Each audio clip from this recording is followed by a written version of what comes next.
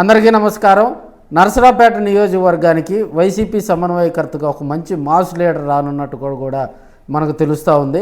2014, 2019 ఎన్నికల్లో కూడా మనకి గోపిరెడ్డి గారు అక్కడ నరసరావుపేట ఎమ్మెల్యేగా కూడా విశిష్టమైనటువంటి సేవలు అందించడం జరిగింది. 2024లో అరవింద్ బాబు డాక్టర్ గారి మీద కూడా ఆయన ఓటమి చవి చూడటం జరిగింది. 2024 తర్వాత జరిగినటువంటి పరిస్థితుల దృష్ట్యా కూడా ఆయన కొంత వైసీపీలో కొంత అక్కడ ఇబ్బందికర పరిస్థితుల దృష్ట్యా కూడా అక్కడ ఒక మంచి మాస్ లీడర్ని తీసుకొచ్చేందుకు కూడా వైసీపీ అధిష్టానం చర్యలు తీసుకున్నట్టుగా కూడా మనకు తెలుస్తూ ఉంది. గతంలో అక్కడ మనకి ఎమ్మెల్యేగా పనిచేసినటువంటి కాసు వెంకటకృష్ణారెడ్డి గారి అబ్బాయి గురిజాల ఎమ్మెల్యేగా కూడా 2019 ఎన్నికల్లో ఆయన విజయం సాధించడం జరిగింది.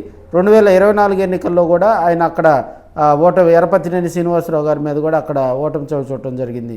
సో ఇప్పుడున్న పరిస్థితుల్లో నియోజకవర్గాల్లో ఉన్నటువంటి ఇన్ఛార్జీల మార్పుకు జగన్మోహన్ రెడ్డి శ్రీకారం చుట్టారు కాబట్టి ఇప్పుడు లోకల్గా ఉన్నటువంటి వాళ్ళకి ప్రాధాన్యత కల్పిస్తూ కూడా ఆయన చర్యలు తీసుకోవటం జరుగుతుంది. అదేవిధంగా యంగ్ పర్సన్స్ను కూడా ఆయన పరిచయం చేస్తూ నియోజకవర్గాల్లో కూడా యంగ్ లీడర్స్కు అధిక ప్రాధాన్యత కల్పిస్తూ కూడా నిన్న సత్తెనపల్లిలో కూడా చూసాం. సో వాళ్ళందరినీ దృష్టిలో పెట్టుకొని యంగ్ లీడర్షిప్ ఎప్పుడైతే వస్తుందో అప్పుడు పార్టీ మరింత ప్రజలకు దగ్గర అవుతుందనే దృఢ సంకల్పంతో కూడా జగన్మోహన్ రెడ్డి గారు ఇప్పుడున్న కొత్తగా కూడా సమన్వయకర్తలందరినీ కూడా యంగ్ లీడర్స్ని పరిచయం చేస్తూ ఉన్నారు. కాసు మహేష్ రెడ్డి గారిని తీసుకొచ్చి నరసరావుపేట నియోజకవర్గంలో కూడా సమన్వయకర్తగా నియమింపజేసేందుకు కూడా ప్రయత్నాలు జరుగుతున్నాయని కూడా తెలుస్తూ ఉంది. అయితే గురిజాల కాన్స్టిట్యున్సీని కూడా అక్కడ బీసీలకు గనక కేటాయిస్తే పార్టీ మరింత బలోపేతంగా ఉంటుందని కూడా ఒక టాక్ అయితే నడుస్తూ ఉంది. అయితే ఇప్పుడున్న పరిస్థితుల్లో నరసరావుపేటలో కూడా వీళ్ళకి సత్తెనపల్లి కాన్స్టిట్యున్సీలో ఇప్పుడు కొత్తగా ఇన్ఛార్జిగా ప్రకటించినటువంటి మనకి సుధీర్ భార్గవరెడ్డి వాళ్ళ నాన్నగారు బ్రహ్మారెడ్డి వాళ్ళతోటి కూడా వీళ్ళకి మంచి పరిచయాలు ఉన్నాయి మనకి ఇప్పుడు కాసు మహేష్ రెడ్డి గారికి. సో ఇప్పుడున్న పరిస్థితిలో కూడా రాబోయే రోజుల్లో అక్కడ నరసరావుపేట కాన్స్టిట్యున్సీలో వైసీపీ మరింత యాక్టివ్గా మళ్ళీ పుంజుకోవాలంటే సరైన లీడర్షిప్ కావాలి.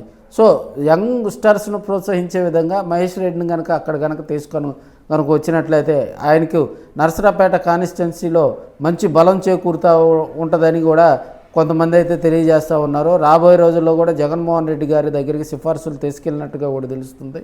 అదే గురిజాల కాన్స్టిట్యున్సీలో కూడా సముఖంగా ఆయన ఉన్నట్టుగా కూడా మహేష్ రెడ్డి గారు కూడా ఉన్నట్లుగా కూడా తెలుస్తుంది. ఎందుకంటే జగన్మోహన్ రెడ్డి గారు నన్ను గురిజాల పంపించినప్పుడు ఆయన చెప్పినట్లే చేశాను. ఇప్పుడు ఆయన కనుక కాన్స్టిట్యున్సీ మార్చేందుకు కనుక చర్యలు తీసుకుంటే తనకు ఎలాంటి అభిప్రాయం లేదనే సంకేతాలను కూడా మహేష్ రెడ్డి గారు కూడా సానుకూలంగా స్పందించినట్లుగా కూడా తెలుస్తూ ఉంది. మరి కొన్ని రోజుల్లో కూడా మేబీ పండగ అయిపోయిన తర్వాత సంక్రాంతి తర్వాత కూడా మనకి నరసరావుపేట నియోజకవర్గంలో ఇన్ఛార్జిని మార్చేందుకు కూడా వేగవంతంగా చర్యలు తీసుకునేలా కూడా వైసీపీ అధిష్టానం అడుగులు వేస్తుందని కూడా తెలియజేసుకోవచ్చు. మరి కొన్ని రోజుల్లో కూడా మరి నరసరావుపేట కాన్స్టిట్యున్సీకి ఒక కొత్త లీడర్ వస్తారని కూడా మనం తెలియజేసుకోవచ్చు.